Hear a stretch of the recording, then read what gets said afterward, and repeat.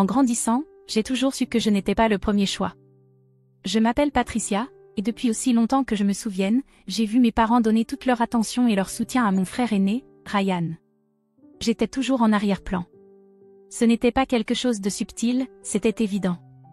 Je me souviens être assise seule à la table de la cuisine pour faire mes devoirs pendant que maman et papa emmenaient Ryan à ses compétitions de chant ou à ses réunions de club. Il avait 4 ans de plus que moi, et d'une manière ou d'une autre, cela signifiait qu'il méritait tout davantage. Chaque fois que son professeur disait qu'il avait du talent, mes parents s'assuraient d'investir en lui. Même si nous n'avions pas beaucoup d'argent, ils payaient quand même pour ses cours et son équipement. Ryan a une si belle voix, disait toujours maman à tout le monde. Un jour, il sera quelqu'un de spécial. Pendant ce temps, j'ai appris à ne pas demander grand-chose. Quand j'ai voulu prendre des cours de dessin, maman m'a simplement adressé un petit sourire et a dit, peut-être au prochain semestre, ma chérie. Les cours de chant de Ryan prennent tout le budget en ce moment. Cela est devenu encore plus clair lorsque Ryan était en dernière année de lycée. J'avais 16 ans et j'étais assise tranquillement à table quand mes parents ont fait une grande annonce. Nous avons économisé, a dit fièrement papa. Nous allons envoyer Ryan au collège Burnley. C'est l'une des meilleures écoles de l'État. Le visage de Ryan s'est illuminé. Vraiment? C'est incroyable. Et ce n'est pas tout, a ajouté maman. Tu pourras loger dans notre appartement près du campus. Pas de loyer, bien sûr. Nous voulons que tu te concentres sur tes études. Je fixais mon assiette, jouant avec ma nourriture, essayant de ne pas montrer ce que je ressentais. Mais personne ne me regardait de toute façon. Tout le monde était tourné vers Ryan, souriant et discutant de son avenir. Cette nuit-là, allongée dans mon lit, je n'arrêtais pas d'y penser. J'ai fait le calcul. Si mes parents payaient autant pour l'université de Ryan et lui offraient un appartement gratuit, il était impossible qu'il leur reste quoi que ce soit pour moi. Cette pensée m'a frappée de plein fouet, mais au lieu de me sentir mal, j'ai décidé d'établir un plan. Le lendemain, je suis allée à la boutique d'antiquités de mes grands-parents. J'ai tout raconté à mon grand-père. Il m'a écouté attentivement, puis il a dit, « Eh bien, Patricia, je pourrais simplement te donner l'argent pour l'université. » Il a fait une pause, se frottant le menton. « Mais je pense que ce serait mieux si tu le gagnais toi-même. Que dirais-tu de travailler ici après l'école ?» Et c'est ainsi que tout a commencé. Pendant que Ryan préparait son grand départ pour l'université, j'ai commencé à travailler dans la boutique d'antiquités chaque après-midi. J'aidais à trier les objets, à assister les clients et j'apprenais le métier auprès de mon grand-père. Ma grand-mère m'apportait des collations et me racontait des histoires sur les pièces anciennes que nous vendions. La réaction de mes parents face à mon nouveau travail en disait long. Quand je leur ai dit que j'économisais pour l'université, ils ne m'ont offert ni aide ni encouragement. Ils semblaient simplement soulagés que j'ai trouvé une solution par moi-même. 4 années ont passé rapidement. Chaque après-midi passé à dépoussiérer les meubles et à organiser des bijoux anciens a porté ses fruits. J'avais économisé assez pour payer mes études. Quand j'ai eu mon diplôme de fin de lycée, il n'y a pas eu de grande célébration, juste un dîner tranquille à la maison. Mais cela ne me dérangeait pas. J'étais fière de moi. Je me suis inscrite dans une université publique locale et j'ai choisi un programme de commerce qui ne coûtait pas trop cher. Les frais de scolarité étaient abordables, et j'avais même un peu d'argent de côté. Vivre chez mes parents et prendre le bus pour aller en cours n'était pas très excitant, mais c'était une décision financièrement intelligente. Un soir, j'ai évoqué une idée, « Maman, papa, j'ai pensé à acheter une voiture d'occasion. Ce serait plus pratique pour aller en cours. » Papa n'a même pas levé les yeux de son téléphone. Désolée, Patricia. Nous n'avons tout simplement pas l'argent pour ça en ce moment. Maman a ajouté, le bus, c'est très bien. Beaucoup d'étudiants l'utilisent. J'ai serré les dents. Je me souvenais de la façon dont ils avaient aidé Ryan à obtenir son permis et lui avaient même donné de l'argent pour sa première voiture. Mais ça, c'était du passé. Cela n'avait plus d'importance maintenant. Ma première année d'université est passée rapidement. Juste au moment où je terminais mes examens de printemps, notre maison a été soudain remplie d'excitation, Ryan était diplômé de Burnley College. Maman et papa ont organisé une grande fête, invitant ce qui semblait être la moitié de la ville. La maison était bondée de parents, d'amis et de voisins, tous venus célébrer Ryan. J'étais dans la cuisine en train de préparer des snacks quand il est entré, faisant une entrée remarquée avec une jolie femme blonde à son bras, Jennifer, sa petite amie de l'université. Il souriait en se tenant la main et en traversant la pièce. Tout le monde, annonça Ryan en attirant l'attention de la foule, Jennifer et moi avons une grande nouvelle à partager, nous sommes fiancés. La pièce explosa en acclamations et en félicitations. Maman éclata en larmes de joie, et papa donna à Ryan une tape dans le dos si forte que j'ai cru qu'il allait tomber. Mais attendez, ce n'est pas tout, ajouta Jennifer avec un sourire radieux. Après le mariage, nous allons déménager dans le Massachusetts. Mes parents possèdent une entreprise prospère là-bas, et ils veulent que nous la reprenions. Maman pleura encore plus fort. Mon bébé, un homme d'affaires, ça, c'est mon fils. Papa rayonnait de fierté. J'ai toujours su que tu ferais de grandes choses. Je me tenais tranquillement dans un coin, observant la scène. Personne ne remarquait que je venais de terminer ma première année d'université avec d'excellentes notes, ni que je travaillais à mi-temps tout en poursuivant mes études. Mais j'y étais habituée. Pendant l'année suivante, mes parents étaient complètement concentrés sur le mariage. Pendant ce temps, je restais occupée avec mes études. À l'approche de ma 4e année, ils avaient contracté un énorme prêt pour tout payer, la salle, la nourriture, les fleurs, la musique. Rien n'était trop cher pour Ryan et Jennifer. Le mariage était exactement comme je l'avais imaginé, somptueux, émouvant et entièrement centré sur Ryan. Je me tenais là, dans ma robe de demoiselle d'honneur que j'avais dû acheter avec mon propre argent, regardant mes parents rayonner de fierté en dansant avec les jeunes mariés. Je savais qu'ils allaient rembourser ce prêt pendant des années. Après le mariage, Ryan et Jennifer sont partis pour le Massachusetts, et je suis retournée dans ma petite chambre chez mes parents. Alors que je fixais mes manuels scolaires, une idée m'est venue, l'appartement où Ryan avait vécu pendant ses études était maintenant vide. Il était proche du campus et me donnerait enfin un peu d'indépendance. Ce soir-là, alors que mes parents regardaient la télévision, j'ai pris la parole. Maman, papa, puisque l'appartement de Ryan est vide maintenant, est-ce que je pourrais y emménager? Ils se sont regardés avant que maman ne réponde. Eh bien, ma chérie, tu peux t'y installer, mais tu devras payer un loyer. Ces mots m'ont frappé comme une gifle. Un loyer? Mais Ryan y a vécu gratuitement. Papa s'est agité inconfortablement sur sa chaise. C'était différent. Nous avons maintenant le prêt du mariage à rembourser. Nous avons besoin d'argent en plus. Je n'arrivais pas à croire ce que j'entendais. Je suis aussi votre fille, ai-je dit, la voix légèrement tremblante. Je ne vous ai jamais rien demandé. J'ai payé mes études moi-même. Je prends le bus partout. Maman a levé la main pour m'arrêter. Elle et papa ont échangé l'un de ces regards silencieux, ceux qu'ils avaient quand ils décidaient s'ils allaient dépenser de l'argent pour les activités de Ryan. D'accord, a finalement dit maman. Nous te demanderons seulement la moitié du loyer normal. J'avais envie d'argumenter, mais je savais que c'était la meilleure offre que j'allais obtenir. D'accord. Je le prends. Ce week-end-là, j'ai emménagé dans l'appartement. La présence de Ryan était encore partout, des petits trous dans les murs là où étaient accrochés ses posters, des auréoles sur la table basse laissée par ses longues sessions d'études nocturnes. J'ai pris des heures supplémentaires au café pour payer le loyer, travaillant souvent jusqu'à la fermeture. Entre les cours, les révisions et le travail, je n'avais presque plus de temps pour dormir.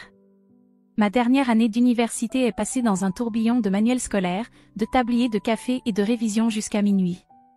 Avant même que je ne m'en rende compte, le jour de la remise des diplômes était arrivé. Alors que les familles de mes camarades préparaient de grandes fêtes, mes parents ont décidé de faire simple, juste un dîner tranquille à la maison. Ils n'ont invité que mes grands-parents, pas de grandes fêtes, pas d'invités supplémentaires, pas de traiteurs luxueux comme pour la remise de diplôme de Ryan. Nous étions assis autour de la table à manger, savourant la lasagne que j'avais moi-même préparée. Grand-mère a tendu la main et a serré la mienne. « Patricia, ma chérie, nous sommes tellement fiers de toi », a-t-elle dit chaleureusement. Obtenir ton diplôme avec mention tout en travaillant à mi-temps, c'est une réussite incroyable. Avant que je puisse répondre, le téléphone de maman a vibré. Son visage s'est illuminé en lisant le message. Oh, en parlant de réussite, a-t-elle dit en me coupant la parole. Ryan vient d'envoyer un message. L'entreprise marche super bien.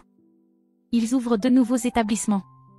Je suis restée assise là, regardant mon dîner de remise de diplôme se transformer en célébration du succès de Ryan dans le Massachusetts. Mes grands-parents ont échangé des regards entendus, et grand-père m'a donné une tape discrète sur l'épaule en signe de soutien. Mais mes efforts pendant l'université ont porté leurs fruits plus vite que je ne l'avais espéré. Juste 3 semaines après l'obtention de mon diplôme, j'ai décroché un emploi chez Scott & Larry, l'un des cabinets les plus respectés de la ville. Le salaire était encore meilleur que ce que j'espérais, et j'étais impatiente de commencer ma carrière. Cette excitation a duré exactement 4 jours, jusqu'à ce que mes parents découvrent mon salaire. Maman est arrivée à mon appartement sans prévenir. Patricia, dit-elle en s'asseyant comme si c'était une visite ordinaire. Maintenant que tu gagnes bien ta vie, tu devrais commencer à payer le loyer en entier. Je l'ai regardée, incertaine d'avoir bien entendu. Mais nous avions convenu de la moitié. C'était quand tu étais étudiante, répondit-elle comme si c'était évident. Maintenant, tu peux te le permettre. J'ai voulu lui rappeler que Ryan avait vécu ici gratuitement même après avoir trouvé un emploi, mais j'avais appris que me comparer à lui ne servait à rien. L'appartement était parfaitement situé, à seulement 15 minutes à pied de mon bureau, alors j'ai accepté à contre-séure. La vie a repris son cours. Je me suis concentrée sur mon travail, déterminée à faire mes preuves dans l'entreprise. Chaque mois, sans faute, maman appelait. Patricia, ma chérie, juste un rappel pour le loyer. Il est du dimanche. Nous comptons sur cet argent. Pendant des années, ça a continué ainsi. J'ai travaillé dur et j'ai fini par obtenir une grosse promotion et une augmentation de salaire, mais je n'en ai parlé à personne. J'avais appris ma leçon, le moindre signe de réussite financière ne ferait qu'entraîner plus de demandes de la part de mes parents. Au fil du temps, j'ai appris par quelques nouvelles que Ryan et Jennifer avaient eu un petit garçon. J'avais vu des photos sur les réseaux sociaux, mais je n'étais jamais allée leur rendre visite. Nos conversations se résumaient à de brefs messages d'anniversaire et de vœux pour les fêtes. Et cela me convenait parfaitement. Puis vint l'appel qui changea tout. Patricia, la voix de maman était tendue. Nous devons parler de ton frère. Il y a eu des complications. J'ai fermé les yeux, sachant déjà où cette conversation allait mener. L'entreprise, elle a fait faillite, poursuivit-elle. Il s'est violemment disputé avec les parents de Jennifer. Ils sont furieux de sa gestion et ne lui adressent plus la parole. J'ai pris une grande inspiration. Oh, ai-je dit prudemment. J'imagine qu'il va rester chez vous avec papa? Maman hésita. En fait, l'appartement où tu vis est assez grand. Il va y emménager. Le téléphone faillit glisser de ma main. Quoi? Maman, c'est mon chez-moi. J'y vis depuis des années. Ne sois pas dramatique, Patricia. Ton frère a besoin d'aide. Il n'a plus d'argent pour l'instant, alors il restera là gratuitement. Toi, tu continueras à payer le loyer. C'est absurde, ai-je protesté. S'il emménage, peut-être que je devrais simplement chercher mon propre appartement. Ne t'avise même pas de faire ça, coupa sèchement maman. Nous avons plus que jamais besoin de ton loyer. Ryan traverse une période difficile. Tu ne voudrais pas lui compliquer encore plus la vie, n'est-ce pas? J'ai secoué la tête, incrédule, et j'ai raccroché sans un mot de plus. Le jour du déménagement fut encore pire que ce que j'avais imaginé. Ryan, Jennifer et leur bébé en pleurs, Eric, sont arrivés avec des tonnes de bagages et d'affaires pour bébé. Maman était là pour superviser, ce qui signifiait en réalité me rendre la vie impossible. Patricia, libère ta chambre, ordonna-t-elle, les mains sur les hanches. Ryan et Jennifer en ont besoin pour la chambre d'Eric. Je suis restée figée sur le seuil de ma chambre, le seul espace que je pouvais appeler le mien depuis 5 ans. Quoi? Et moi, je dors où? Le canapé du salon est très bien, dit-elle en commençant déjà à déplacer mes affaires. Tu n'es pas sérieuse. Je paie un loyer ici, un loyer complet, et vous me faites dormir sur le canapé? Le regard de maman se durcit. Ne sois pas égoïste, Patricia. Ton frère a un bébé. Les bébés ont besoin d'une vraie chambre. J'ai regardé, impuissante, ma chambre se transformer en une nurserie, avec un berceau, une table à langer et toutes les affaires de bébé. Mes affaires, elles, furent entassées dans un coin du salon, qui était désormais ma chambre. Les semaines suivantes furent un cauchemar absolu. Ryan passait ses journées à traîner dans l'appartement, à se plaindre de ses beaux-parents ou à parler de ses jours de gloire en tant qu'homme d'affaires à succès. Jennifer était soit en pleurs, soit en train de se disputer avec Ryan pour savoir qui devait changer la couche d'Eric. Le bébé, sentant la tension, pleurait sans arrêt.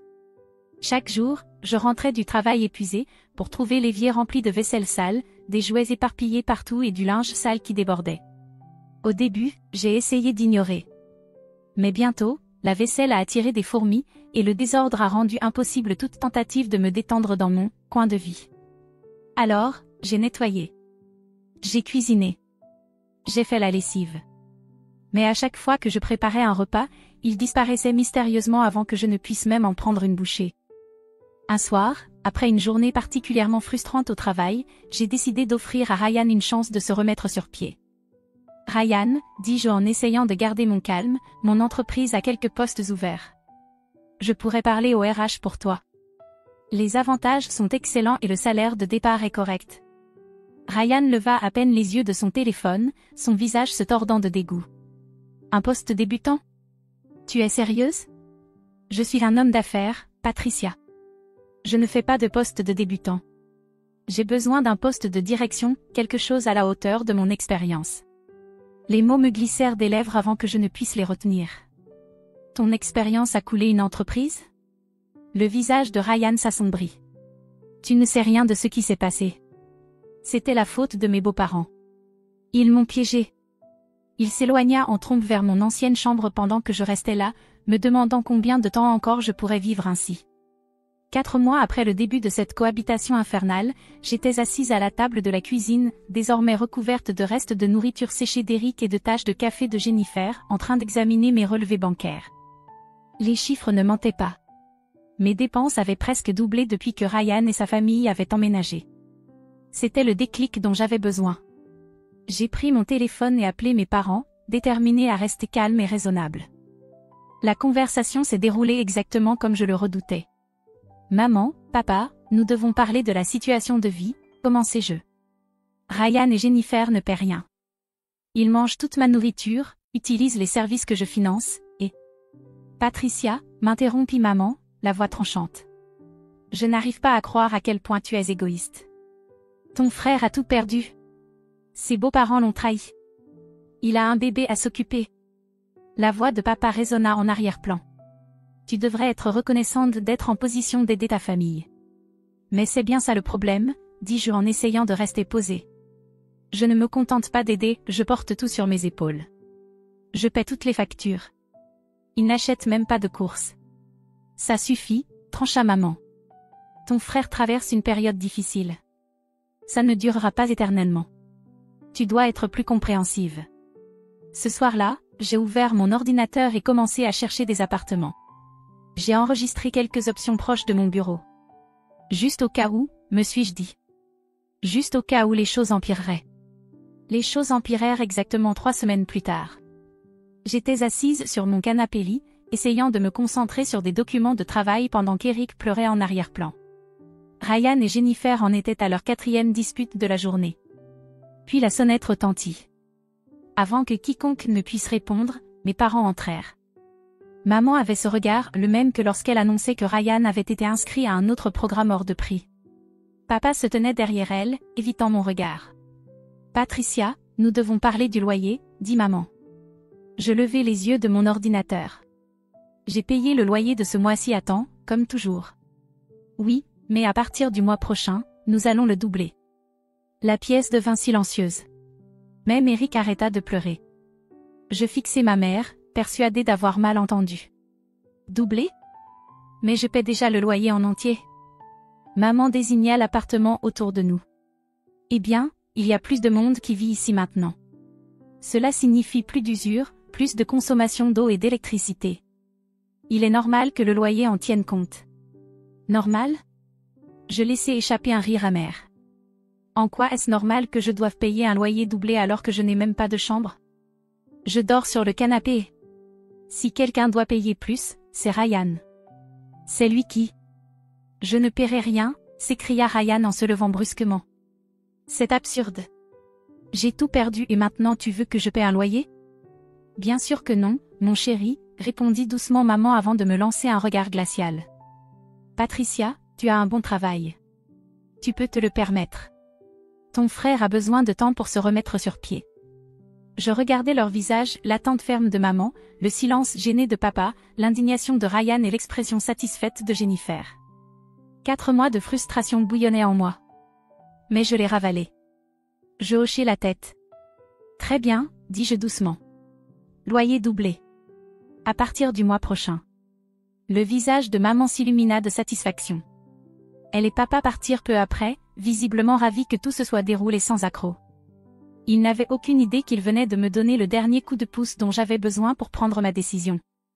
Plus tard dans la nuit, allongée sur mon canapé-lit inconfortable, j'essayais de lire. C'est alors que j'entendis Ryan et Jennifer parler dans la cuisine. Ils murmuraient, mais leur excitation les rendait imprudents. « Tu y crois ?» gloussa Jennifer. « Ta mère vient de me dire qu'ils nous donnent la moitié du loyer de Patricia chaque mois. » La réponse de Ryan me fit bouillir de rage. Évidemment qu'ils le font. Ils savent qu'on a besoin d'aide en ce moment. Patricia gagne bien sa vie. Elle peut nous soutenir un moment. C'est parfait, continua Jennifer. On vit ici gratuitement et en plus, on a de l'argent en extra. Ta sœur n'a pas besoin de savoir. Je serrai mon livre si fort que mes jointures blanchirent. Tout ce temps, je pensais que mes parents étaient simplement injustes, mais ce n'était pas juste du favoritisme, c'était un plan. Ils n'aidaient pas seulement Ryan. Ils m'utilisaient pour financer sa paresse. J'attrapai mon ordinateur portable et ouvris les annonces d'appartements que j'avais enregistrées. L'une d'elles attira mon attention, un 2 pièces moderne dans un immeuble calme, encore plus proche de mon bureau que mon logement actuel. Le loyer était exactement le même que ce que je payais avant l'augmentation. J'appelai immédiatement le numéro, gardant ma voix basse. « Bonjour, je suis intéressé par l'appartement sur Cedar Street. »« Oui, je peux venir le voir tout de suite. »« Parfait, j'y serai dans 20 minutes. » L'appartement était tout ce que je voulais, propre, calme et surtout sans Ryan. Je signai le bail sur le champ et payai la caution avec mes économies d'urgence. De retour à l'appartement, j'attendis que tout le monde soit endormi avant de faire silencieusement mes valises avec l'essentiel. 2 grandes valises suffirent. Je laissai les meubles derrière moi, cela ne valait pas la peine de m'encombrer. Je pouvais acheter de nouvelles choses, des choses qui ne me rappelleraient pas ce cauchemar. Le lendemain matin, je roulai mes valises jusqu'à la porte. Ryan était assis à la table de la cuisine, faisant défiler des offres d'emploi qu'il n'avait aucune intention de postuler. « Tu vas quelque part ?» demanda-t-il sans lever les yeux. « Voyage d'affaires d'1 mois », mentis-je sans effort. « Gros projet dans notre bureau de Columbus. » Il grogna simplement, perdant déjà tout intérêt. Ce soir-là, j'emménageai dans mon nouvel appartement. Je commandai un plat à emporter et m'assis sur le sol de mon salon vide, savourant le silence. Plus de bébés qui pleurent. Plus de disputes incessantes. Plus de parents me faisant culpabiliser. Juste du calme. Pendant le mois suivant, je vécus paisiblement dans mon nouveau chez-moi. J'achetai un lit confortable. Un vrai canapé, pas un sur lequel je devais dormir. Des ustensiles de cuisine que moi seul utiliserais. Je cuisinais des repas qui restaient dans mon frigo jusqu'à ce que je les mange. Je dormais toute la nuit sans être réveillée par les cris d'Eric. Puis, pile au bon moment, mon téléphone sonna. C'était ma mère. « Patricia » lança-t-elle d'un ton sec, sans même un bonjour. « Pourquoi n'as-tu pas envoyé le loyer complet ? Nous avions convenu du double, tu te souviens ?» Je ne pus m'empêcher de rire. « En fait, maman, je suis au courant de ton petit arrangement avec Ryan et Jennifer. Comptais-tu un jour me dire que la moitié de mon loyer leur était directement versée ? Cela ne te regarde pas.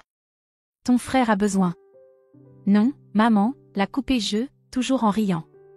Ce dont mon frère a besoin, c'est de grandir et d'assumer ses responsabilités pour une fois dans sa vie. J'ai déménagé. J'ai trouvé mon propre appartement. L'appartement est maintenant à toi et à Ryan. Tu quoi ? Hurla-t-elle. Tu ne peux pas faire ça. Nous avons besoin de cet argent. Eh bien, répondis-je en souriant pour moi-même, je suis sûre que Ryan va se ressaisir et commencer à payer le loyer maintenant qu'il a du temps pour se remettre sur pied. J'ai hâte de voir comment ça va se passer pour vous. Silence.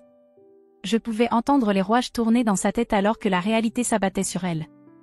Leur source facile d'argent venait de disparaître. Il ne leur restait plus que leur fils sans emploi, qui n'avait jamais payé une seule facture de sa vie. Patricia, ma chérie. La voix de maman devint soudain douce et mielleuse, celle qu'elle prenait toujours lorsqu'elle voulait quelque chose. Ne prenons pas de décision hâtive. On peut trouver un arrangement. Et si on revenait au loyer d'origine ? C'était raisonnable, non ? Je m'enfonçai dans mon nouveau canapé, celui que j'avais choisi moi-même, dans mon appartement, où plus jamais personne ne pourrait m'expulser de ma propre chambre. Non, maman, ça n'arrivera pas. Mais Patricia, nous sommes une famille. Tu ne peux pas simplement. Une famille, l'interrompis-je. C'est comme ça que tu appelles le fait de donner mon argent à Ryan dans mon dos ? De me chasser de ma chambre alors que je paie toutes les factures ? De m'avoir traité comme un distributeur automatique toute ma vie pendant que Ryan était traité comme un roi? Ce n'est pas juste. Nous avons toujours. Au revoir, maman. Je mis fin à l'appel et bloquai leur numéro. Cela fait maintenant 7 mois. Je n'ai jamais demandé de nouvelles, mais mes grands-parents me les donnent quand même. Ils savent que j'en ai besoin, j'ai besoin de savoir que j'ai pris la bonne décision. Selon mes grands-parents, Ryan, Jennifer et Eric vivent toujours dans l'appartement. Ils n'ont pas payé un seul mois de loyer. Maman et papa couvrent toutes les charges et leur donnent même de l'argent en plus parce que le bébé a besoin de certaines choses. Ryan n'a toujours pas trouvé de travail. Apparemment, il n'y a pas beaucoup de postes de direction pour les hommes d'affaires ratés avec un historique de faillite. Pendant ce temps, ma vie est paisible. J'ai obtenu une nouvelle promotion au travail, je me suis acheté une voiture et j'ai commencé à suivre des cours du soir pour mon MBA. Mon appartement est toujours propre. Ma nourriture reste dans le frigo jusqu'à ce que je décide de la manger. Et chaque nuit, je dors dans mon propre lit. L'autre jour, j'ai croisé la cousine de Jennifer à l'épicerie. Elle a mentionné avec désinvolture que Jennifer et Ryan attendaient un autre bébé. Je me suis contentée de sourire et de lui souhaiter le meilleur, en sachant que quelque part de l'autre côté de la ville, mes parents sont probablement déjà en train de chercher comment financer une nouvelle chambre de bébé. Mais ce n'est plus mon problème. Pour la première fois de ma vie, je me mets en priorité. Et ça me semble absolument juste.